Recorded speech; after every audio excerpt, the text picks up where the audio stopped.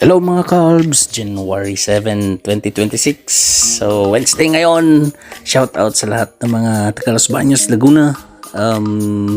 Ating mga supporters sina Sir Paulo Nora ng UK, Sir Robert ng Delaware, Sir June, tsaka Ma'am Terry ng Mexico. So shout out po sa inyo. At ito ay hapon na, past 5 na po nakuha ito ngayong January 7. So punta po tayo ng UP tsaka punta ng Erie, pero hindi na dumiretso ng Erie, dyan lang sa may Pili Drive. So dito nga part mga Calbs, ito po ay malapit na sa LBDH. So going to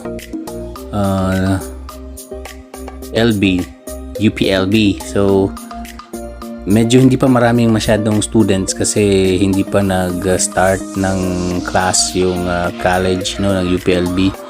So yung mga high school lang yung may pasok na. Yung ibang schools din na colleges mayroon na, pero yung UP ay hindi pa. So mostly pauwi na yung mga nag-work sa offices kasi hapon na.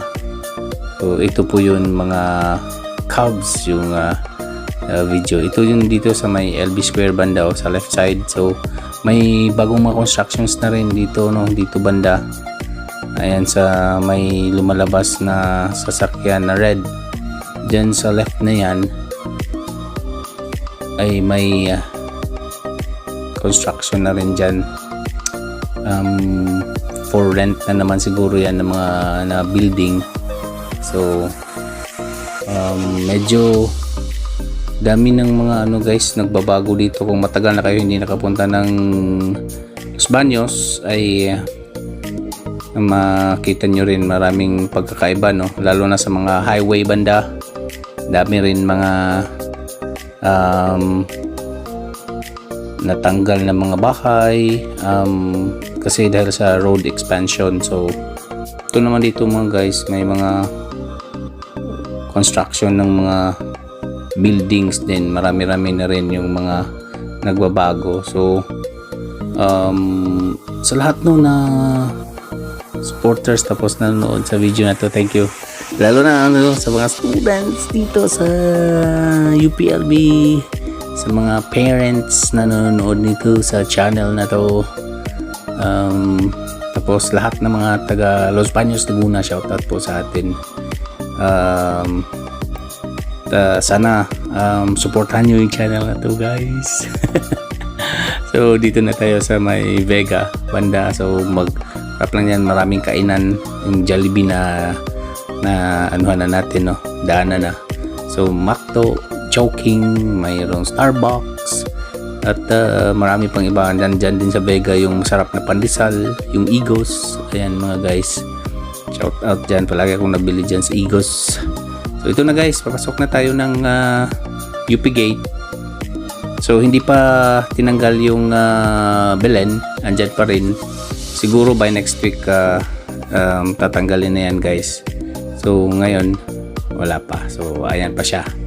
So kikita pa yan ng mga students siguro pagdating nila this coming Friday o Saturday. So andyan pa siguro yan. So dito na tayo, pasok na tayo sa UPLB mga guys. Ayan yung ating dinadaanan. So 2-way na. Yung dito sa kabila 3-way. Ayan siya, so medyo makulimlim din yung araw ngayon. Hindi naman siya naulan pero medyo cloudy talaga siya guys. So ngayong January medyo cloudy talaga yung ating weather guys, bihira lang lumalabas yung sun. So medyo talaga makulimlim tayo.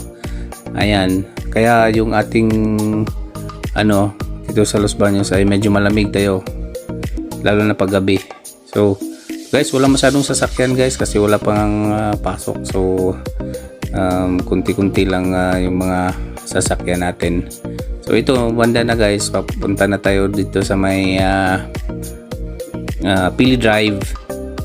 So medyo maalwalas, wala masyado pang mga naglalakad na mga students, mostly mga employees ng UP ang andyan naglalakad.